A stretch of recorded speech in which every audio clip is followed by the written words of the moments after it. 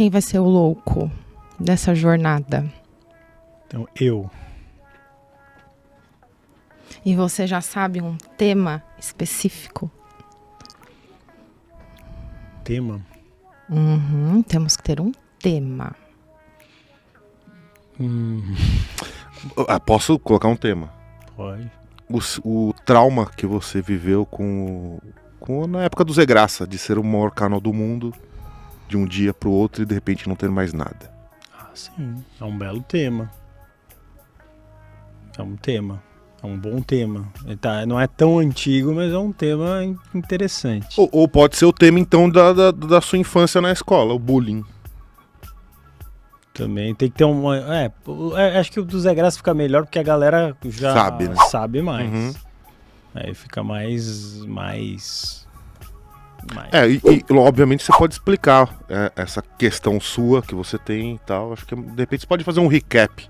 Sim. Não? Então, o que acontece é o seguinte, algumas pessoas ainda não sabem, mas, como diria Alexandre Terminator, eu tive começou no final de 2006, no final de 2005, na verdade, e o canal do Zé Graça na parte de humor, que nem aparecia, não tinha esse rosto, era um canal que eu fazia em off, e de 2009 até 2012 ele chegou a ser o primeiro canal mais assistido do Brasil, do YouTube, e o quinto canal maior do mundo, e eu perdi esse canal, que fazia mais de 60 milhões de views por mês. Para vocês terem uma ideia comparativa, o Paranormal faz 1 milhão de views por mês. Eu fazia 60 vezes o que o Paranormal faz e eu já sou extremamente reconhecido na rua pelo Paranormal.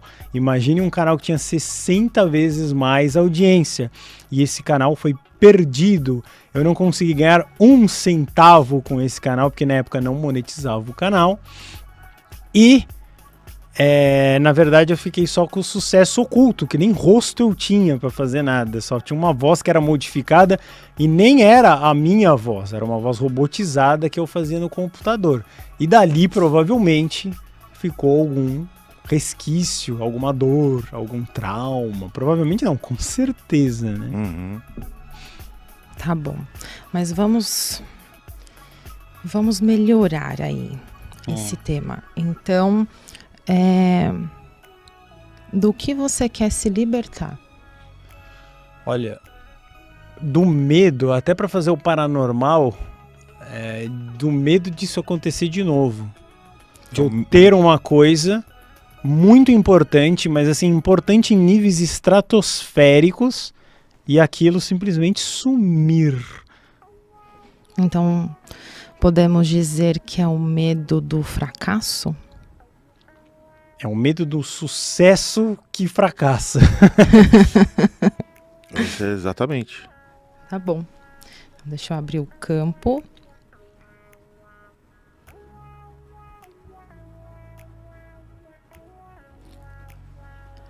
Pode escolher uma pedrinha para ser você. Tá, essa aqui, ó. Deixa eu só mostrar no vídeo aqui. Por isso que eu não sei nem qual é essa aqui. Parece um olho de tigre. Não sei. Tá mais pra jaspe, né? Jaspe. Deixa eu ver aqui. mais ou menos. Aí onde eu coloco? Coloca aqui no início. Antes do primeiro. Isso. E aí pode jogar os dados. Vamos lá. Vou jogar os dados Vamos aqui, lá. ó. Tá aqui, pode colocar. Bora aí, ó. lá. 1.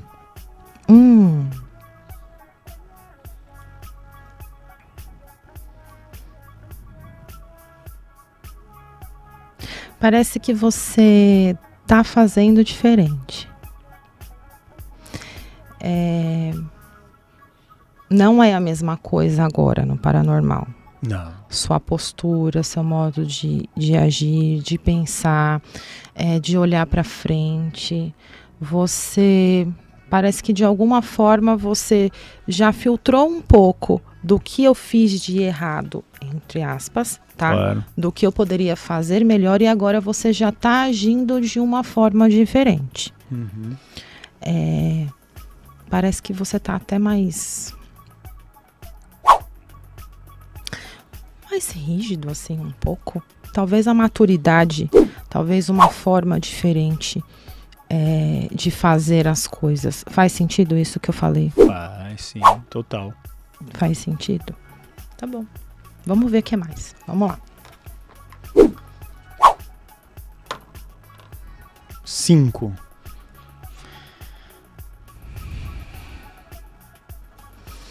A gente cai aqui na casinha da ponte e ela convida a gente a olhar o que a gente precisa deixar para trás do passado. Então agora é o momento da gente conversar um pouquinho. Quando você perdeu o canal, né? Perdi. Quando você perdeu o canal, o que você sentiu? Eu já até falei uma vez, eu fiquei tão triste que eu fui para uma padaria com meu irmão para fingir que aquilo não aconteceu. Na verdade, eu tentei não enfrentar aquilo. Eu falei assim, vou fingir que não aconteceu isso. E aí eu abri um outro canal, que obviamente que demorou anos para ele voltar a ser o que era o canal grande. Você entrou em negação. Eu tentei driblar o meu Tentou cérebro, né? negar. Mas difícil. Não deu. Tá. Eu vou pedir para você fechar seus olhos. Sim. E aí você voltar lá naquele enorme portão branco perolado. Uhum. Então entra nele.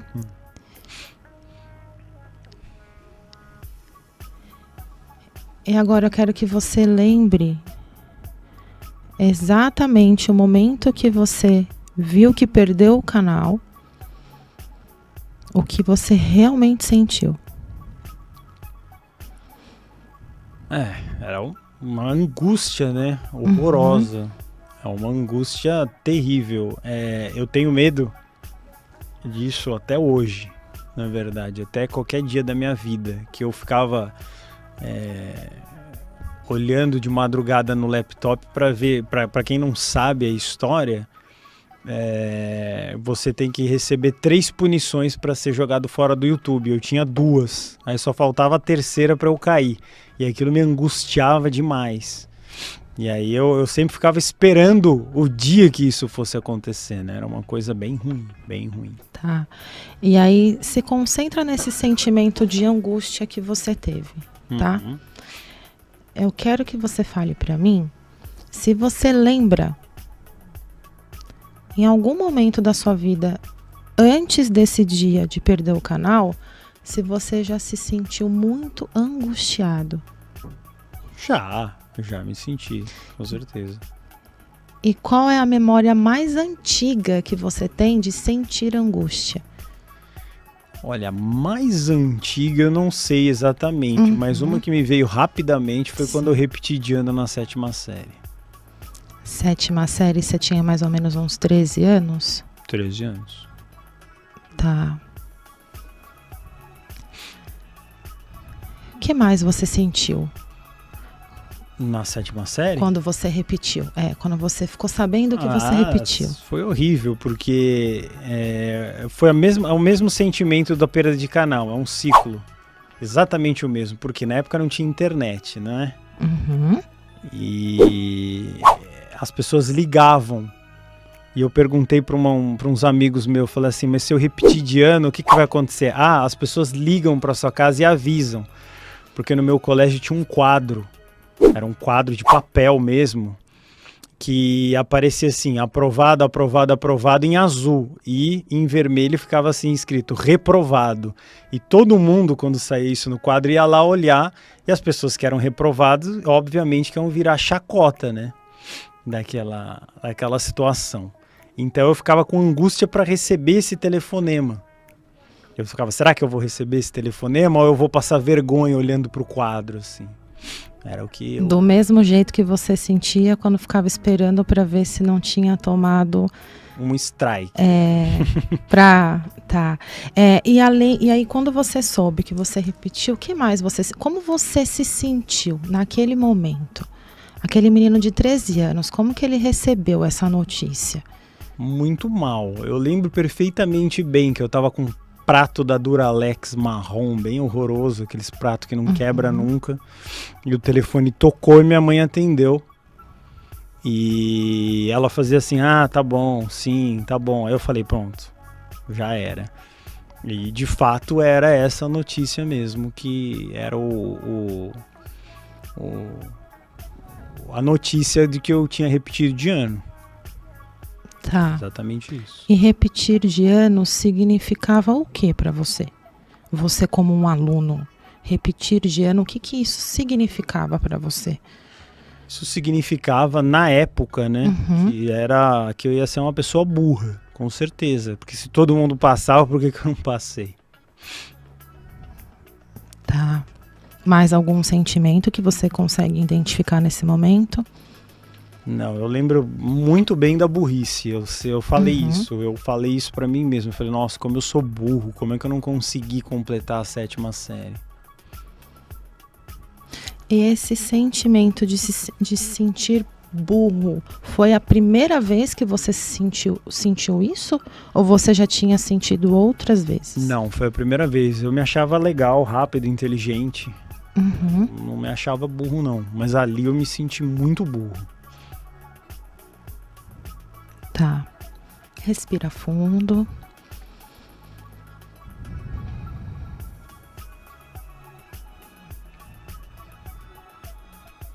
Se você pudesse agora acolher esse guruzinho de 13 anos que estava se sentindo burro, o que você falaria para ele? Eu falaria para ele ficar calmo, que no futuro, um pouco distante para ele, não tão breve, ele iria se dar bem, muito bem, que ele ia fazer as coisas que ele gosta, para ele ficar calmo, e que de jeito nenhum ele é burro, de maneira nenhuma.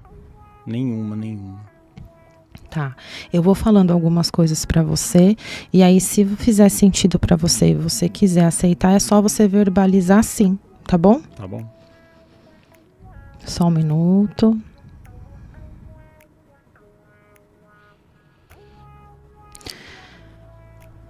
Você aceita liberar todo esse sentimento de angústia que você sentiu em ficar esperando por uma notícia não legal ou para uma notícia não legal chegar para você? Aceito, sim. Tá. Você aceita eliminar esse sentimento de que você é burro? Aceito. Tá. Podemos liberar também a sensação e o sentimento de fracasso? Podemos, sim. Tá. Só um minutinho. Podemos trazer a sensação mais elevada do que é ser inteligente? Sim, podemos. Tá. Podemos trazer para você que a partir desse momento você já se sente inteligente. Sim. E que a partir desse momento você já sabe como usar a sua inteligência no seu dia a dia de forma sábia e leve. Sim, podemos. Tá? Veio aqui para mim e ver se faz sentido para você, tá? Podemos liberar o medo de decepcionar os seus pais? Podemos. Tá, só um minutinho.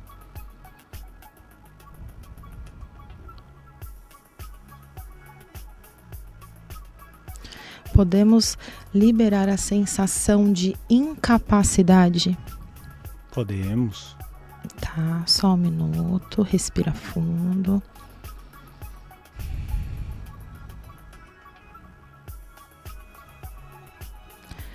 Tá vindo algumas coisas aqui pra mim, e aí se fizer sentido pra você, você fala assim, tá bom? Claro.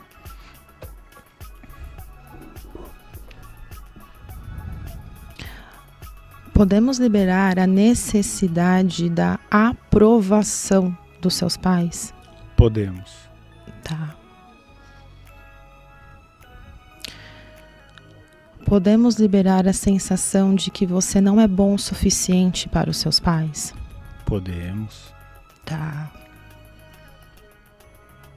Podemos liberar a necessidade do sentimento de orgulho de ser filho dos seus pais? Podemos, sim. Tá.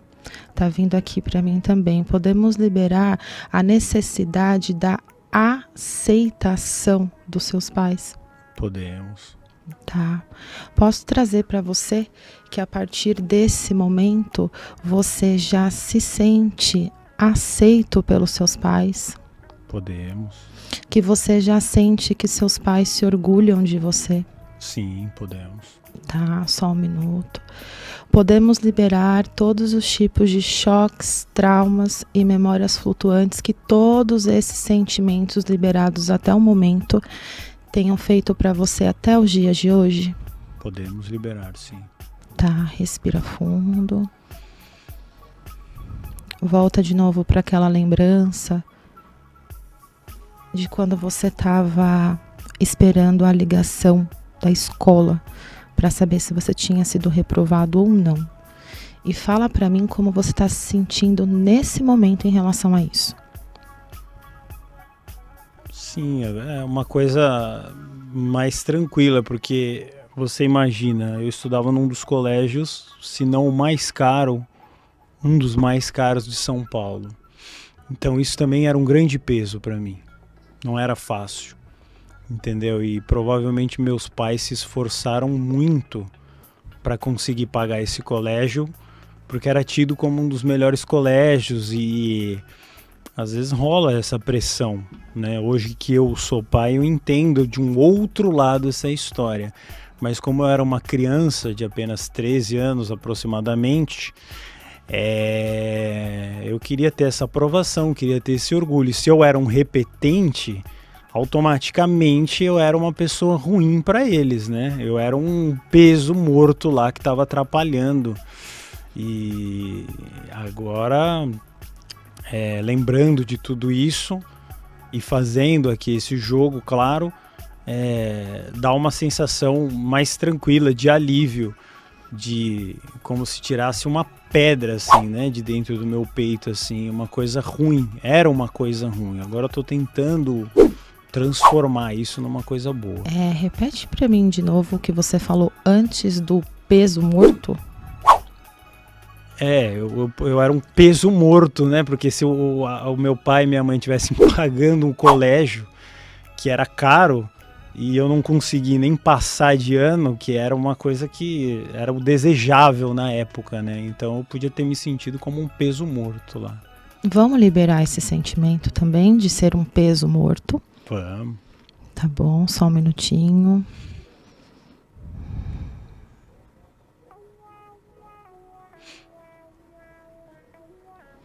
Vamos liberar a sensação de não merecer todo o esforço financeiro dos seus pais com a sua educação. Uhum. Tá. Só um minutinho. Respira fundo. Volta para essa lembrança e fala se tem alguma coisa que está te incomodando, alguma sensação, algum sentimento, algum pensamento. Como que você se sente nesse momento em relação a isso? Não, só quero avisar pra mim mesmo que eu não precisava chorar tanto. Eu não sou uma pessoa que chora muito, assim. Eu choro, mas eu não choro muito, entendeu? Se eu choro, cai uma lágrima. E nesse dia eu chorei muito, assim, de soluçar, de estresse, de ficar com o olho parecendo que tinha 10 quilos de areia, sabe? Essa coisa assim, de choro intenso mesmo, né? Então eu queria falar pra mim mesmo que não precisava ficar tão emocionado assim, que vai dar certo. Vamos liberar também todo esse sentimento de tristeza. Vamos sim. E vai até você naquele momento e se dá um abraço. Dá um abraço, acolhe você mesmo. E podemos mandar amor incondicional para você naquele momento? Podemos. Tá bom. Então respira fundo e pode abrir seus olhos. E, inclusive, tem uma coisa que é curiosa dessa época, que a minha vida inteira eu sempre fui magro. Sempre fui magrinho, sempre. Fui um moleque magrinho, agora eu tô com 40 anos, eu sou magro. Naquele ano, eu engordei assim, nem sei quanto, porque eu nunca me pesei. Mas se você ver uma foto minha daquela época, eu tava assim, enorme. Enorme. Então foi um ano bem ruim esse. E tudo que acontece de ruim é ligado a esse ano. Que nem quando eu tomo a punição, depois, sei lá, eu nem sei exatamente, 20 anos depois, eu lembro desse dia. São coisas que estão amarradas. Então tem umas coisas ruins que elas vão se amarrando, né, na minha vida. Mas vão, porque a gente não libera. Quando a gente não libera, a gente tem aquela capacidade de repetir padrões, né?